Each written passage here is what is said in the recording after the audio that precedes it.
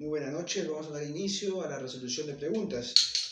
La primera pregunta que se nos ha encomendado es respecto a qué relevancia tiene la casación 02-2008 La Libertad sobre el derecho procesal peruano. Sobre esta casación tengo tres puntos que voy a desarrollar. El primer punto es que es relevante porque nos indica de que la investigación preparatoria se divide en diligencias preliminares y en investigación preparatoria propiamente dicha. Esto es la casación que nos plantea la primera idea. La segunda idea de esta casación es que nos indica que las diligencias preliminares no pueden exceder en plazo a la investigación preparatoria. ¿Qué quiere decir? Si la investigación preparatoria es de 100 días, las diligencias preliminares no pueden ser de 150 días. Estaría vulnerándose los derechos del imputado. Lo que tendría que ser es que las diligencias preliminares tendrían que ser de 100 días para abajo. 50, 40, 30. Y no es regla general de que sea necesariamente el plazo máximo.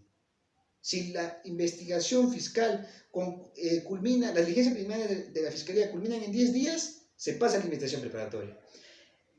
El tercer punto de esta casación es que no se enfoca o no desarrolla los temas de delitos complejos o crimen organizado, sino que esta casación solamente desarrolla delitos simples. Entonces, repetimos, ¿por qué es importante esta casación para el derecho procesal peruano? Por tres cosas. La primera, de que nos indica de que la investigación preparatoria se encuentra dividida en diligencias preliminares e investigación preparatoria propiamente dicha. Segunda idea, de que las diligencias preliminares no pueden exceder en plazo a la investigación preparatoria propiamente dicha. Tercer punto, de que solamente se aplica esos 120 días para los delitos simples. Algo que me estoy olvidando es que también nos indica de que en la investigación preparatoria se puede pedir 60 días más, o como se diría, se puede prorrogar o es prorrogable 60 días más cuando se culminan los 120 días más. Entonces, el tiempo de duración en los delitos simples o delitos, como lo llama esta casación, es de 120 a 60 días. O sea, en total, 180 días. La segunda pregunta que nos da a conocer es que ¿cuál es la importancia o cuál es la relevancia para el derecho procesal peruano la casación de Ancash, la 144-2012? ¿Por qué es importante esta casación? Entonces, esta casación se desarrolla para los delitos complejos. Hace rato les decía que era para delitos simples. En este caso son delitos complejos. Que las diligencias preliminares, según la decisión número 2, que establecen que puede ser de 8 meses. Y la investigación preparatoria es de 8 meses también. Entonces, si algo cambia esto, es que antes eran las diligencias preliminares y la investigación preparatoria 120 días a 60 días prorrogables, porque eran delitos simples. En embargo, esta casación de Ancash es de delitos complejos. Es por eso que las diligencias preliminares pueden ser de 8 meses. La otra pregunta que se nos desarrolla es sobre los criterios del Tribunal Constitucional.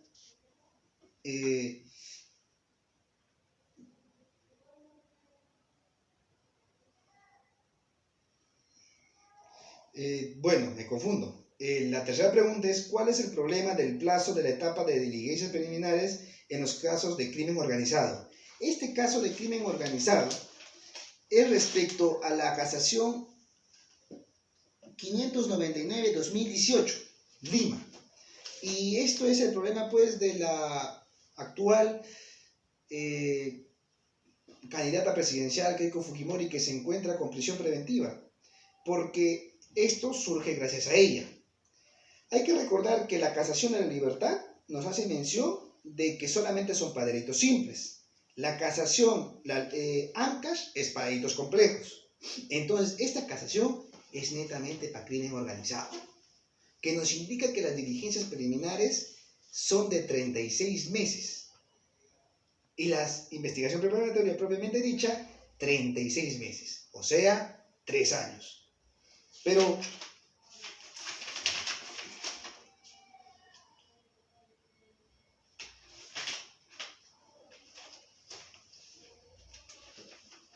otro conflicto que se desarrolla es que las diligencias preliminares en las demás casaciones se decía que se tienen que desarrollar actos urgentes e inaplazables. ¿Qué quiere decir esto? Que son actos necesarios, que se tienen que hacer raudamente en el tiempo. Digo tiempo porque en ese momento en la casación se entendía que hacer actos urgentes e inaplazables se entendía tiempo.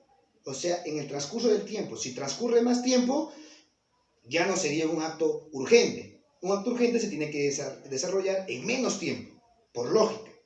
Pero esta casación, nos dicen los jueces que lo resuelven o que dan a conocer esta casación, de que los actos urgentes e inaplazables no tiene que ver nada con el tema del tiempo.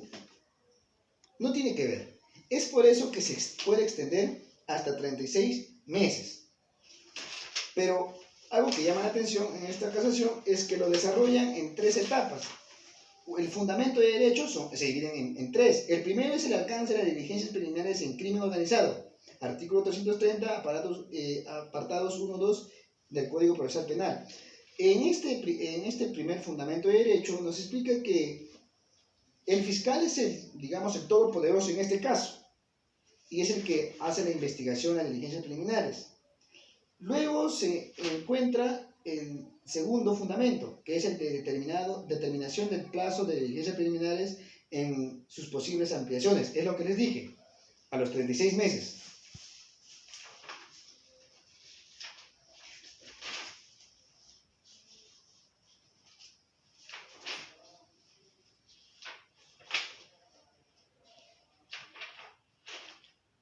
Bueno, eso sería todo de la problemática de las 3 casaciones, y haciendo una síntesis de las 3, sería de que los plazos para los delitos comunes, así decirlo, es de 120 días en investigación preparatoria y se puede prorrogar a 60 días más. En los delitos complejos son de 8 meses, según la casación de Ancash, porque esa casación es la que desarrolla los delitos complejos. Y también se puede exceder 8 meses más. Y en crimen organizado, esta casación de Lima respecto a la señora Keiko Fujimori es de 36 meses y se puede prorrogar 36 meses más. Esto sería respecto a las casaciones que se nos ha dejado, que son 3, y pasamos a desarrollar los criterios que establece el Tribunal Constitucional en la sentencia respecto a los señores el caso Chacón Málaga y Salazar Monroy. Quiero decir de que ningún derecho fundamental en la actualidad, reconocido por la Constitución, por los tratados que es parte del Perú, es absoluto. Ningún derecho. Todo derecho se puede limitar mediante una ley que tenga motivación, que lo desarrolle el Congreso. Y eso es el caso, pues, de la vida, porque la vida se puede perder dependiendo en qué etapa, ¿no? Por ejemplo, en la teoría del delito, en la parte de antijuricidad, existe la legítima defensa. Entonces, el derecho a la vida se puede vulnerar en ciertas ocasiones que establece la ley. Pero ¿por qué estoy hablando de que los derechos fundamentales se pueden vulnerar? En los casos del Tribunal Constitucional, estas 2 sentencias, trata de que el plazo que existe, ese plazo legal que lo establece la ley, lo establece el código, diferentes tipos de códigos, la Constitución, se vulnera. Porque para uno de ellos se desarrolla la investigación preparatoria, o sea, se encuentra el imputado e investigado más de 7 años.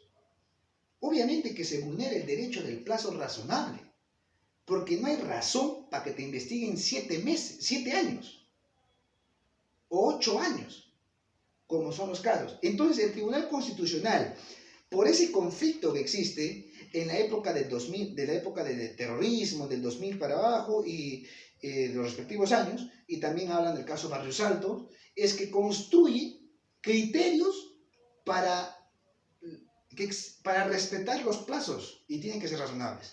Uno de ellos indica es que se tiene que respetar el debido proceso. O sea, hay una teoría que desarrolla Robert Alexis, que es el núcleo duro del derecho, de los derechos fundamentales y la parte accesoria. ¿Qué quiere decir núcleo duro? De que hay derechos que se encuentran en ese núcleo duro que pueden ser vulnerados cumpliendo la parte accesoria. En este caso, a las 2 personas del Tribunal Constitucional se les ha vulnerado ese derecho, porque existe un plazo razonable para poder investigar, dependiendo del delito, porque en esta nos basamos en las 3 casaciones que hemos desarrollado anterior, que si son delitos complejos son 8 meses, si son delitos simples son 180 días, si son delitos de crimen organizado son 36 meses. Pero en este caso se ha excedido ese plazo. Y es por eso de que en uno de ellos se le da la razón a esta persona que interpone y que llega al Tribunal Constitucional, y a la otra persona no. Porque ambos tienen un caso o distintos hechos desarrollados. Porque a uno se le está investigando por un delito de cuando era funcionario público, que era ministro, y al otro se le investiga por los casos de Barrios Altos, que son 2 cosas distintas. Entonces el Tribunal Constitucional construye criterios para defender, criterios de la retroactividad, porque hay que recordar que la retroactividad favorece al reo. Está reconocido en la Constitución del año 1993. Y tengo que concluir diciendo de que los plazos para el derecho procesal penal nos ayuda demasiado, más si somos de la parte que defendemos, porque se nos vulneraría cada momento, si no existiría un control del plazo, estaríamos en el antiguo código, que la Fiscalía investigaría en un tiempo ilimitado. Tenemos que tener plazos limitados, porque nuestras fiscalías tienen que ser garantistas, que dudo mucho que lo sea, y tienen que tener eficacia. Y la última pregunta es, pues, de ¿qué se desarrolla, lo desarrollado en clase? ¿Qué es lo importante? Vamos a revisar la pregunta que dice, ¿qué entendió usted en la clase realizada el sábado 9 de marzo? Que es la semana pasada.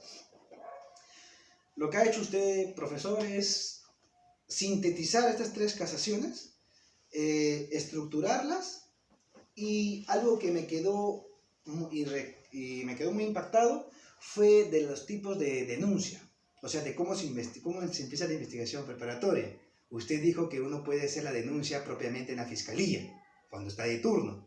Se puede hacer la denuncia en la comisaría, y que la policía le va a transferir por oficio a la fiscalía, porque la fiscalía es quien crea o quien inicia la investigación en el derecho penal. Eso sería todo.